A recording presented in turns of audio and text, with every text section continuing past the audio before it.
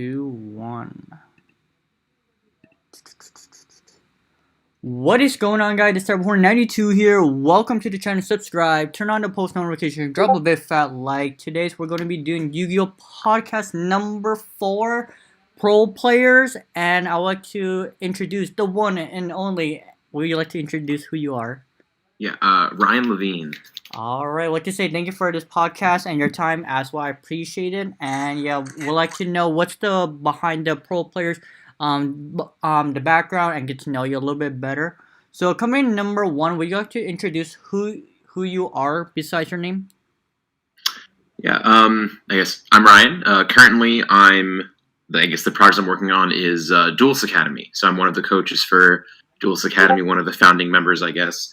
And we do coaching. I think that's pretty much our main thing. But we do more competitively geared Yu-Gi-Oh content because we felt that was something that was lacking, I guess, in the space.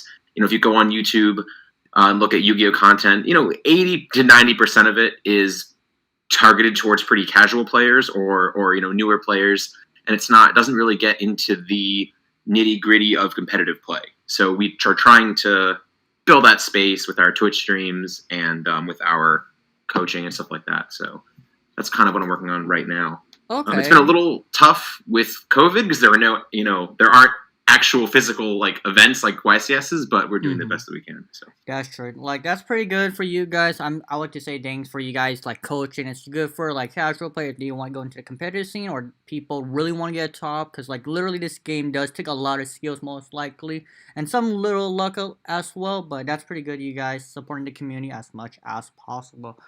Where are you from, if that's okay asking? Yeah, I'm from Northern Virginia, right outside of DC. I've lived here my whole life, so it's That's good. Is there anything that fun over there, if just in case if COVID was a thing or people travel over there? Yeah, recommend it. Oh yeah.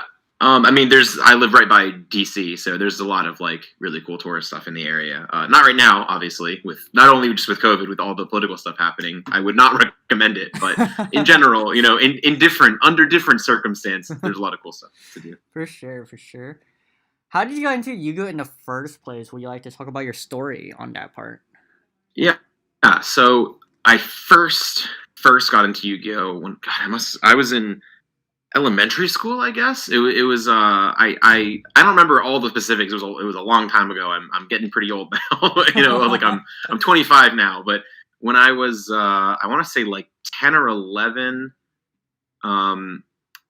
the first set that came out, I remember the first set that came out was Enemy of Justice. That was an early 2007 set. So I guess I was 11, maybe turning 12 soon. And one of my friends from elementary school got me into it, and I played really, really casually. I played literal Jaden elemental heroes for years, and Crystal Beasts. If you see any of our streams, I have a lot of Crystal Beast stuff, and that's my favorite. Old deck that I still collect and whatever. Rainbow Dragon's my favorite Yu-Gi-Oh card. So it wasn't until 2013 that I really dipped my toes at all into anything competitive. Maybe 2011 I played Hero Beat, that was an actual deck. But it wasn't until 2013 that I really got my first real competitive deck. I played Spellbooks when Spellbook of Judgment came out. That was the first deck that I think I would consider a tier 1 deck. I played a little bit of Fire Fist too right before that, but and then I kind of didn't play competitively at all until 2014 was the next time I really got into it. And Burning Abyss, Shadalls, and then when Necros came out is when I really, really got into Yu-Gi-Oh! That was my first time really traveling to events. That was my first YCS top was with Necros. And then since then I've played pretty consistently. I didn't really play much in 2019. I kind of took that year off. I was dealing with some other stuff, and I was kind of burnt out of Yu-Gi-Oh! When you go to literally every single event for 5 years, maybe eventually you go, okay, maybe I'll take some time off. So 2019, I finally took some time off, but 2020, even with COVID, I played a lot more than I had previously. So. That's true. That's pretty cool experience that you got into the game. So you never you started since around the GX era, not the OG era? Yeah. GX was right at the beginning of GX. Yeah. Like about the beginning of GX is when I really started like going to like locals and stuff like that. Okay, that's fascinating because I usually thought like pro player usually start from the OG, but you're like very different with other players as well. Yeah.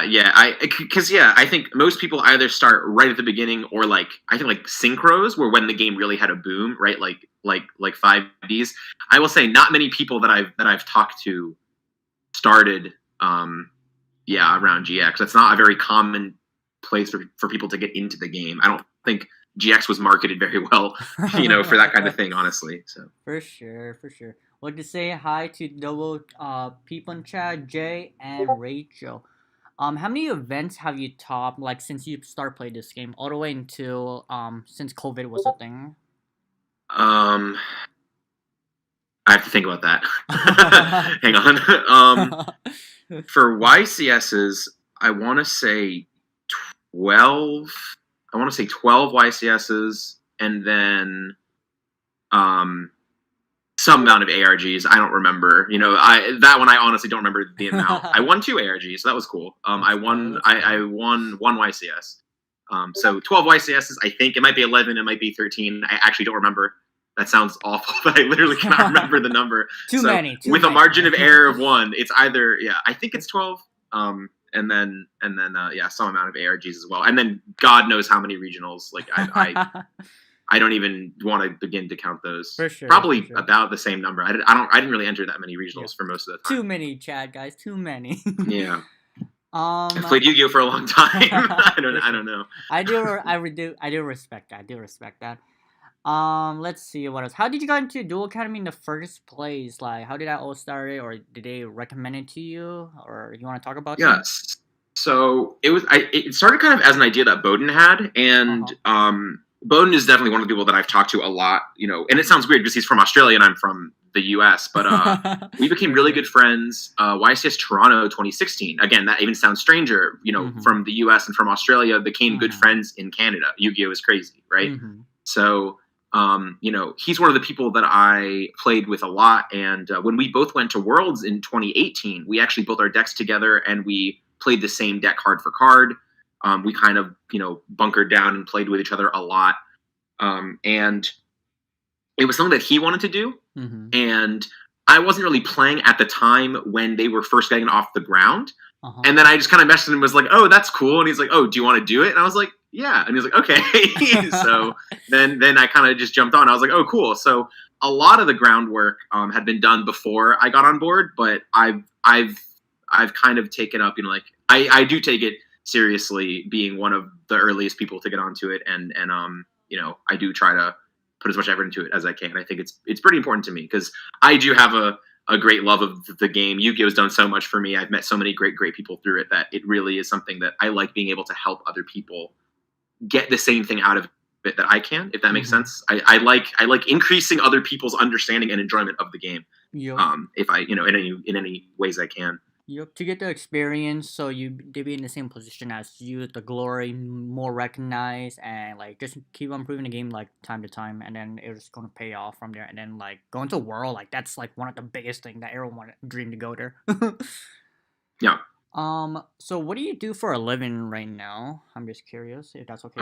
Right now I'm pretty much just doing YuGiOh stuff. I'm buying and selling cards. I'm in school. I'm finishing up my degree right now. I should have been done by now, but I took a little bit off. Unfortunately for YuGiOh, that was not one of the best decisions that I've made in my life. Was there were a semester or two where I just kind of went, all right, I'm not going to go to school. I'm going to focus on YuGiOh and then grind regionals and go to Worlds. And then that was a great experience. And I guess in hindsight, I am glad I'm glad I did it. But obviously setting yourself back a full year of schooling is not, an ideal such situation. But I'm a student now. And then as for my other income, I basically just vend YuGiOh, like buying and selling cards and whatever.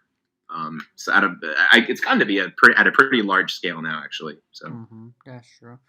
You're going into business. What's your major again? Yeah, that's what I'm majoring in business, and which has also been I've also been trying to at least keep self-employed with something relevant that I can bring to any future employers. Like, oh, so what were you doing during X time of your life? Well, I was running my own business, you know, and I was helping develop my own business. And actually, one of the big reasons why I wanted to do Duelist Academy is it's also giving me a lot of hands-on experience with running a business, right? Because there are only a couple of us, and there's no one else doing it for us. You know, we have to be on top of everything. So that's also been great to work with all of these guys, and all of us have pretty similar backgrounds, right? Like all of us are about the same age, either finishing up college or just finished college, and we're all pretty much in the same boat where we're almost honestly also just using this kind of as like a resume builder as well. You know, showing how we can work as a team and develop our own business out of our hobby, right? You know, and make something out of the thing that we like so much. That is good. That's good. Is there a specific business that you're gonna try that you're going after, like business management or digital marketing or? Yeah. So information systems and management is what I'm looking at. Like as far as like an actual job, I think it would be a lot of fun to own a card store. I don't think that's what I'm actually gonna do, but that's something that I've like, you know, tossed around from time to time. Is I'm like, could I make that happen? Like probably. Like, is that really what I want to do? I don't know, but I think that could be fun. As far as you know, running your own store.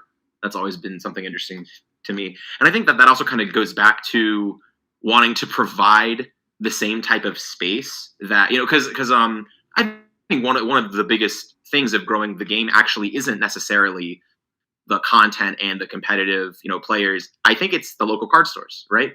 If you don't have a great card shop in your area, it is really hard to get into it.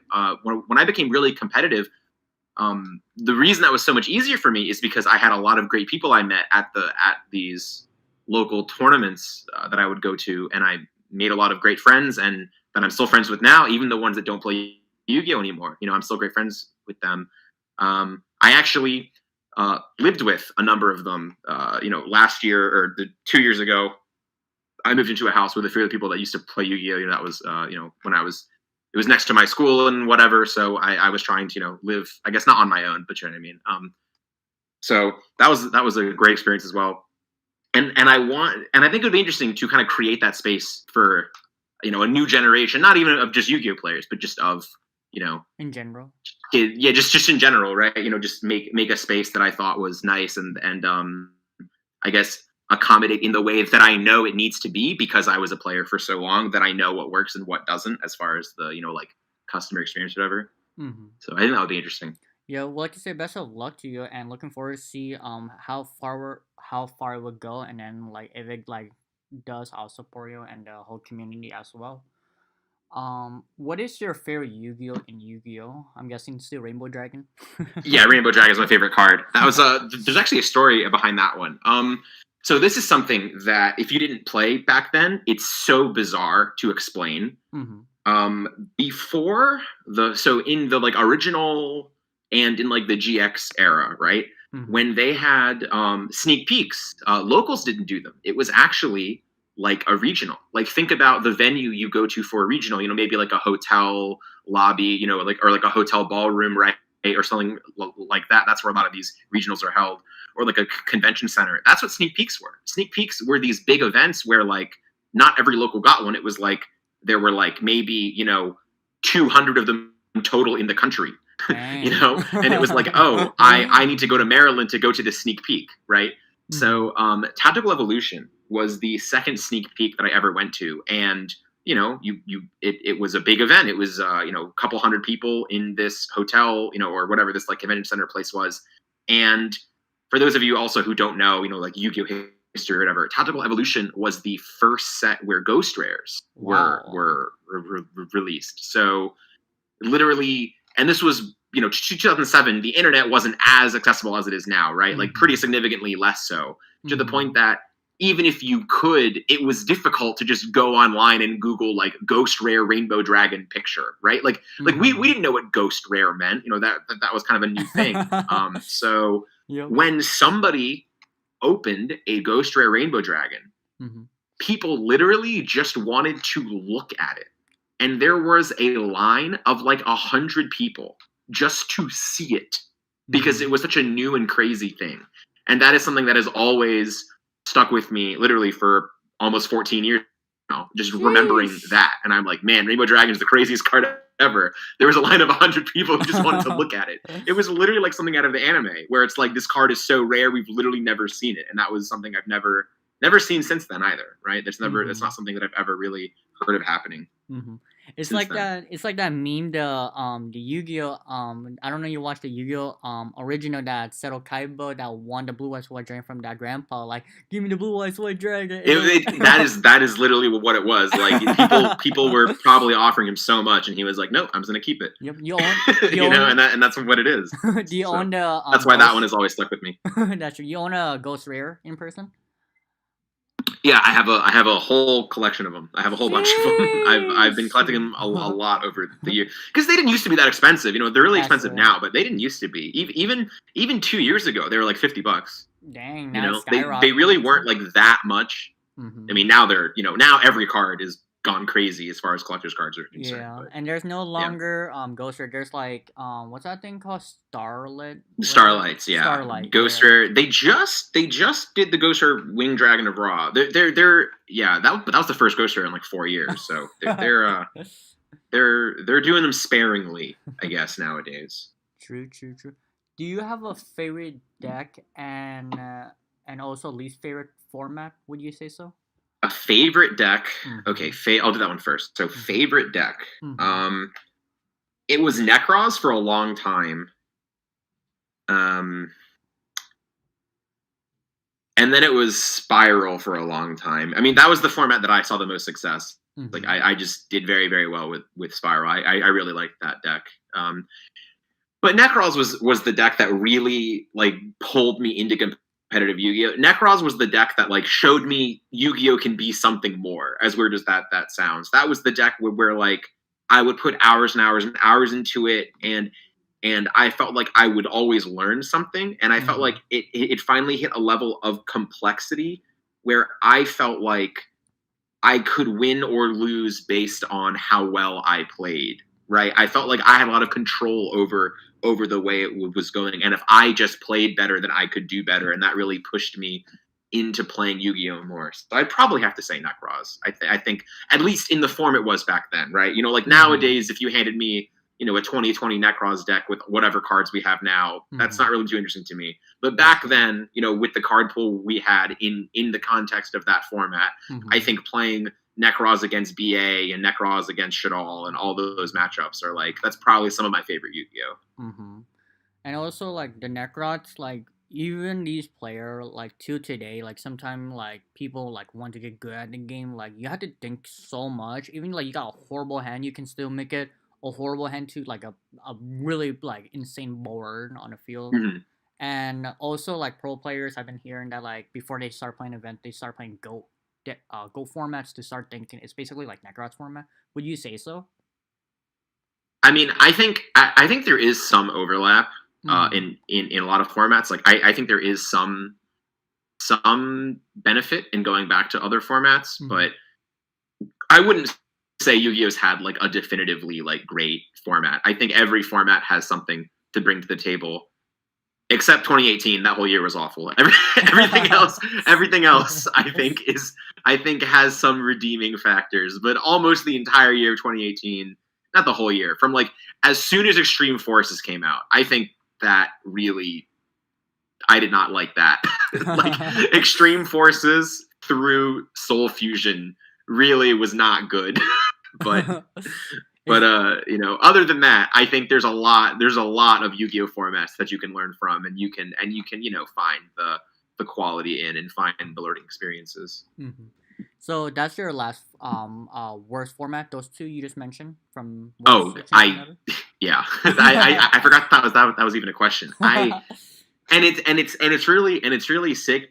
Because a lot of people, when they say like, "Oh, you just weren't good at that format," I went to Worlds in that format, and I think it's the worst format ever. I hate it. I hate it. I played so many events. I will say I was pretty bad at the one after that. Like I was pretty bad at like when Summon Sort came out. I was pretty bad at that. All those like Goki things with Summon Sort, I will say I was not great at. But like the Pendulum FTK, and the True Draco deck, God, I played like so many events. So many. Oh my god, I played so many events that format, and I hated it. I and this is something that Jesse and I talk about a lot because Jesse also went to Worlds during that time, also doing the points and whatever. And we talk about it all the time. Is we're like, God, we played that format every week for 4 months, and it was just awful. It was just the worst. That's true. Like, because even if you won, it wasn't even fun. It was like, oh, I FTK'd my opponent. Cool. Yeah. You know, it's like there's just God. You just felt sorry to your opponent couldn't do nothing. I hated it. It was so bad. It's either you win or you don't. Yeah, I mean, yeah, kind of, and that's also kind of why I took off a lot of the following year because I played so much. I was like, all right, I need some time off. And then apparently the year I took off was great. So sucks to be me, I guess, that I decided to take off the year that was insane. Oh, so cool. oh well, because 2019 apparently, from what I heard, and I played a little bit. You know, at the end of 2019, I played a little bit. You know, it was pretty good. So I regret, you know, the time I took off being a good format. But for sure. What is your favorite event and why? Besides World and National. Like my favorite like type of event or my favorite like actual like my specific tournament. A specific tournament. Mm-hmm. Okay, ARG Orlando, 2017. I think there were 2 that year, so the second one. This is something that I will say was my most fun event of all time. I think it was also just because of the people that were there. It was like Max Reynolds, Noah Green, Nishad Lorengo, Aaron McGinnis. We all did a bunch of crazy stuff at that tournament, and it was just so much fun. Max actually has a list in his phone titled "Best Event of All Time," and then a list of things that happened. Oh my god! Like just like Spark Notes. So this thing like every year on Facebook on the when it comes up, like you have memories with people like X years ago. Every December that like comes up, Max has that posted and he tags us and he's like, only the real ones know about the greatest event of all time, and like the specifics are lost. It's a lot of like inside jokes that I can't really explain, but it's just like a lot of very very funny things happen that just made it like ridiculous. That's definitely the most fun I've had at an event. Second would probably be YS's Torontos are always pretty fun. I don't really know why. I just think I've always really enjoyed myself all of those events. Yeah, I should literally start doing that like Max Reno, like keep a brief summary of what exactly happened. That's dope. I have horrible memory. I should start doing that. Who is your favorite player of all time? Will you say so? My favorite player of all time. That's a little weird to answer because I am just good friends with most of the players that I respect, and like either that or like I didn't really have a favorite player. I'm sure if I give this a little bit more thought, I can think of one. Don't worry. A favorite player. I bet your friends say, "Hey, why you don't pick me?" Yeah. I mean, I'm not gonna pick one of my friends because that's too easy. It's like. What about Patrick Hoban? Question mark. Yeah, I didn't really like. I guess I kind of did follow Yu-Gi-Oh when. So the issue is I didn't really follow Yu-Gi-Oh until I started playing myself, and then when I started playing myself, I went to just every event and just became friends with most of these people. So when I think of them, I don't think of them as Yu-Gi-Oh players. I think of them just like people that I am friends with. So like, it's very difficult to pick like, God, let me think. I would say I'm going to rephrase it a little bit to my like. I would say I probably respect Jesse the most as a player currently. And it's a lot of it is because I've worked with him so often. I'm very familiar with how he approaches the game, and like I've worked with him on decks previously, and he's somebody that I really enjoy talking through these decks with because on decks previously, and he's through these decks with because I really enjoy the way that he thinks about the game. So probably Jesse. That's a pretty cop-out answer, I think, because he's also just one of my friends and is on the team I'm on right now. Is on the Duels Academy, and I work with him a lot. So that's a pretty cop-out answer, and is obviously like currently one of the arguable best players. So that's kind of a cop-out answer, but I'm gonna pick that. That's pretty good. Isn't like Jesse's like 17 or 18 or something like that? He's He's 20 now. He's 20? 20 now, I think. Really? I Maybe know he was he like might have. I think 16 he or like just 17. turned 21. I don't remember. But yeah, Oh my he's gosh. significantly younger than me. Yeah, he's yeah, Dang, and that's that's another thing that's also been weird to adjust to is I remember being the youngest person in the room. Now I'm, not. You know what I mean? I remember playing an event when I was 17, and then all my opponents were older, and then now I'm just 25, and they're these new people, and I'm like, oh man, Yeah. now I'm the old man getting too old. Like this sucks. It's okay. At least end of the day we But all having fun playing. You can meet new friends. yeah, Let's see. What are you known for the community besides the Cyframe player? besides the sci frames, oh my god. At this point, I guess it's Spiral. It's been a while, but it was pretty well known for Spiral, I suppose. I mean, it might even be just the Machina Fortress deck with limiter removal that I played last year. Like that might even be a big one. Oh man, but if I can't say Cyframes, probably Spiral. Spiral's probably the one that enough people will. Spiral Tough specifically, like that Yu-Gi-Oh card, Spiral Tough specifically. For sure, for sure. Let's see what else. When you play test, do you usually play test in person or online for your preference? I mean, since COVID, I don't really play test in person. Like, it's Mm-hmm. just not safe generally. That's true. That's true. And I don't really travel. I prefer playing with physical cards, Mm-hmm. but I test online now because like you kind of have to. There's not really a whole lot of. You can't really, even if it's just like remote dueling, like you have to. There's not really a whole lot of. You can't really, even if it's just like remote dueling, like you really can't do it in person. But I prefer playing with physical cards as opposed to playing on a simulator or whatever. But right now with COVID, you kind of have to play online in some capacity sure. if you want to play. Yeah, unless you can do a remote duel like Skype duel or something like that. Mm-hmm. Which I actually really enjoy those. So I actually have one tomorrow that I have one of the tournaments. I really do enjoy remote duels. Actually, I think it's like. At first, I was a little bit skeptical, but after doing a couple of them, I've actually had a lot of fun doing them, and I recommend them to anybody who's been skeptical. I think they're a lot of fun. Yeah, sure. I would just say good luck to your remote duel tomorrow. That's tomorrow, right? Yeah. Yep.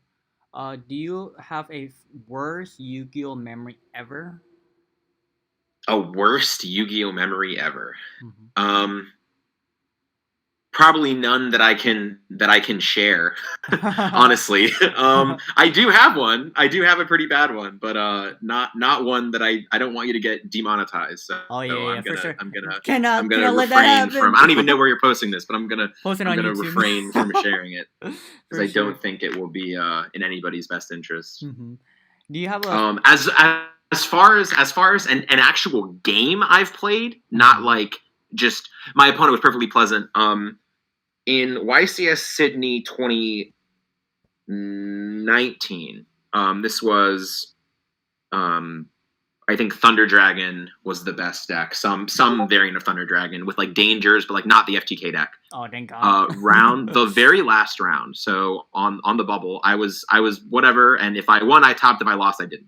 Mm-hmm. And I have Thunder Dragon Titan, a Thunder Dragon quick effect I can use in my hand to trigger Titan. And I have lethal on board. My opponent has one card in hand. Draws for turn. Sekka's Light. Draws 2. Activates Gallus the Star Beast. Mills Destrudo. So I burn for 1,400. I have to kill the Gallus, because if I don't, then he makes Yazi, which just forces my interact anyway. And then the other card he drew off Sekka's Light was BLS. And because the Destrudo milled off Gallus burned me 14, he kills me on board, killing my other monster that I had that wasn't the Thunder Dragon. And I was like, wow, that was crazy. And I was like, okay, that was only game 1. That was insane. I cannot believe I lost that. That was so insane. But game 2, sure. I go first, get game 2. I draw a Lure, a Danger Monster, Thunder Dragon, Thunder Dragon, Thunder Dragon. I go Allure. I draw Thunder Dragon, Hawk, and another Danger. I banish it. So I'm looking at 3 Thunder Dragons, Hawk, and a Danger. I activate the danger discards itself. Wow. That was my that is my worst. that is my worst sad, Yu-Gi-Oh! Man. Like my actual like playing the game memory. That is my worst one. I could not believe. I was like, I guess, you know, it was like, Damn. so yeah, that's pretty horrendous. So It's okay. It's okay. but yeah, Favorite TV show or favorite movies? well, my favorite TV show used to be Game of Thrones, but now it's pretty awful. So I don't, or it became awful and is just unwatchable. Never watched that show. It didn't. Yeah. Favorite movie, I guess, is God. This is an old one. The Karate Kid from like from like the 80s. I love that movie. That's like my favorite. Like, you know, I really like a lot of the Marvel movies. Those are The Winter Soldier specifically is one of my favorite movies. That's probably my favorite. Like that. Sounds good. Sounds good. Any misplay you did in the past that you regret? Yes. And the reason I regret it so much is because a lot of people looking at it won't. It was like such an intricate one. So my first YCS top four was YCS Dallas 2015 with Necros. It was me against Eric Christensen, which at the time we were both just nobodies, and then now Eric won that YCS, won the WCQ that year, and then got second at Worlds, and then I have top 10 events since then and gone to Worlds. So like in hindsight, that is a crazy matchup. But at the time, we had literally never topped. So at the time, you know, that matchup didn't matter at all. Like nobody knew who we were, and nobody was even watching it. They were all watching the other side of the table because the other top four match was like Matt Kalenda, who was like a very well known player at the time. So in my, and this is a feature, like you can still find it to this day if you like Google like YCS Dallas 2015 like Ryan Eric or something like that, you know, it'll come up. And there was one that it might not even seem like a misplay, and it wasn't until like I thought about it so much and I was like, man, did I do anything wrong? Like, could I have done something better? And there's a time where he activates Mischief of the Gnomes, which it says your opponent's monsters in their hand reduce their level by 1. And that was good against Necros because it messed with the ritual summoning, because the ritual summoning used extra deck as the material, right? So it didn't adjust the level of the extra deck cards. It only adjusted the level of the cards in your hand. But one thing I could have done that I didn't realize at the time, and I got like halfway there, like it was close. I needed to summon a monster with 2,000 attack. And I was like, how do I do this when my ritual summoning got like disrupted? Like, this is so weird. And Exa, the like level 5 Necros monster.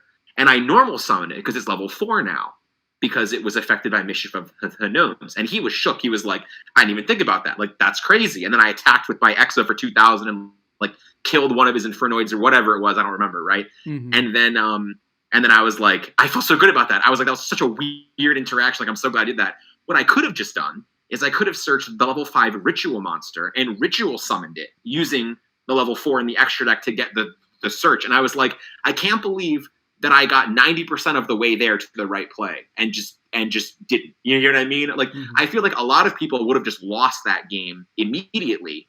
And I found a way to not lose, but didn't find the actual optimal play, and then ended up losing like 5 turns later.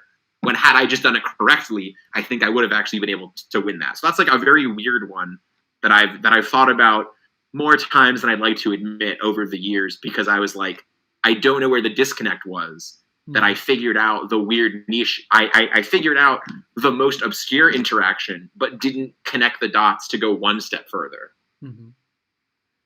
Yeah, that's awful. You could have won that event. That was top 4. I right? definitely could. I definitely could have won that. it's very tilting. But at the time, I didn't think a whole lot of it, because that was my first time going that deep in a tournament, and I was like, that was pretty good. Yeah. You know, I was like, oh, that was nice. You know, and True. I feel like probably must be the feature match. Probably like make you like kind of like really not comfortable. Would you say so? Yeah, that was like my first. That was my first event I had a feature match, and I wasn't like it was like my third one in a row, and I was just not sure what was happening anymore. Yeah. I was like, okay. Maybe if it wasn't for the feature match, maybe you could have won that did not misplay. I don't think so. I think I just messed up, and sometimes that happens, right? You gotta. Mm-hmm. Yeah. Yeah. But at the time, I didn't think a whole lot of it, because that was my first time going that deep in a tournament, and I was like, that was pretty good. You know, and Sometimes you just mess up and you gotta accept it. So Yep. And it's good to learn from your mistake. Like yeah, for always sure. good to learn from your mistake than like not being perfect. Yeah, I think that's the biggest thing actually about improving. Also, is sometimes there are things that you can't do. Like as I said, there was the one match I just explained where my opponent Sekka's lighted into Gallus Mildestrudo BLS, and I drew triple Thunder Dragon and could not activate a card legally. Yeah. And I'm like, wow, that sucks. Like there wasn't anything I could have done about that. Nope. Right. And sometimes there are games like that, but more often than not, Yep. you can look at your games and go like, oh, maybe I could have done something better.